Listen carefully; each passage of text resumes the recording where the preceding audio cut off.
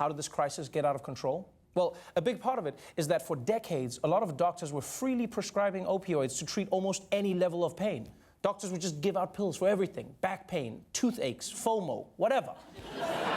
And once people were addicted, they were desperate to get their pills, and the pharmaceutical industry was more than happy to keep selling them. Jim Geldof, a 40-year DEA veteran, ran pharmaceutical investigations from DEA's Detroit field office. They saw distributors shipping thousands of suspicious orders.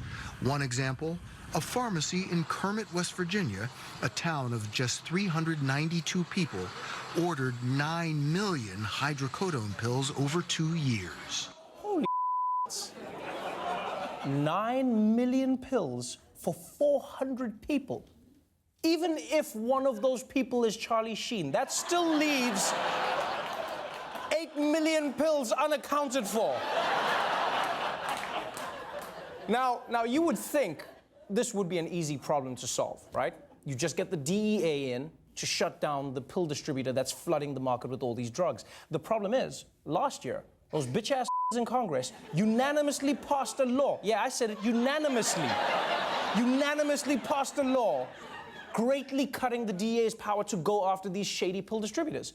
And if you're wondering, but Trevor, why would Congress pass a law helping to protect drug companies in the middle of a drug crisis? Well, it's because of the thing that they're addicted to: money.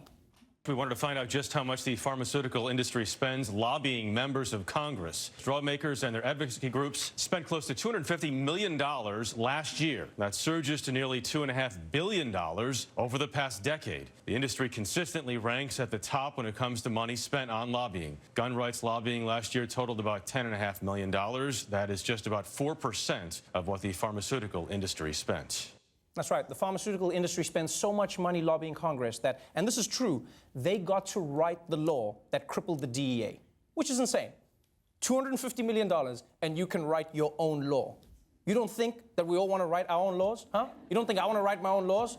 The no speed limit for people with dimples law? You don't think I think that should be a thing? Huh? Huh?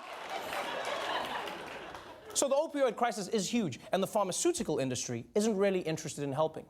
But fortunately, my friends, as we saw in August, there's one man who gets it. The opioid crisis is an emergency, and I'm saying officially right now, it is an emergency. It's a national emergency. We're going to spend a lot of time, a lot of effort, and a lot of money on the opioid crisis. Now, we want to laugh, but that was huge. Declaring the opioid crisis an official national emergency, that is a big step. Because when the president does that, the government can start using money from a multi-billion-dollar fund to fight the problem. Donald Trump getting it done. Yeah, all he had to do was sign the paperwork, which he took care of this afternoon.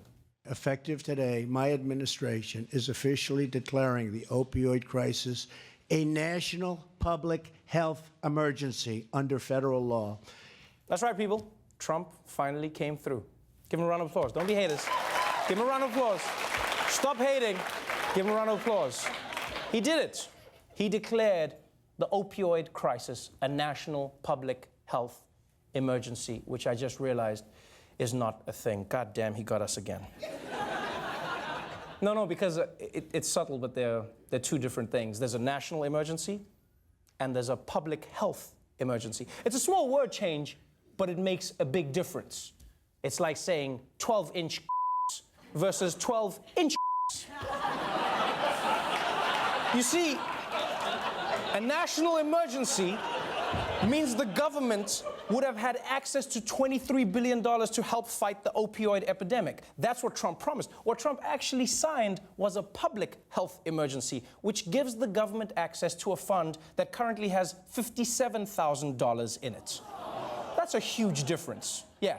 Put it this way, if you had to go to rehab, who would you want funding it? The CEO of Verizon or Craig, who works at Verizon? Now, you know what? This isn't even one of those days where I'm angry at Trump. I'm disappointed. Because what he delivered was very far from the promise. You know, it's vaguely similar, but it's not the same thing. It's like if Trump stood at the border in a few years and was like, ladies and gentlemen, I'm proud to announce my big, beautiful Walgreens. No Mexicans allowed. And guess who paid for it? Mexico's neighbor America. The words change everything. So once again, President Trump did not fail to disappoint. But you know what? There's really nothing to worry about because we've already seen that Donald Trump can't handle the drug crisis all by himself. Raise your hands, kids. I promise Donald J. Trump. I promise Donald J. Trump. That I will never take drugs. I will never take drugs. I don't want to say no alcohol, but take it easy on the alcohol. Right? And you know what else? No cigarettes, right? All right, kids. He's the best American Trump president ever.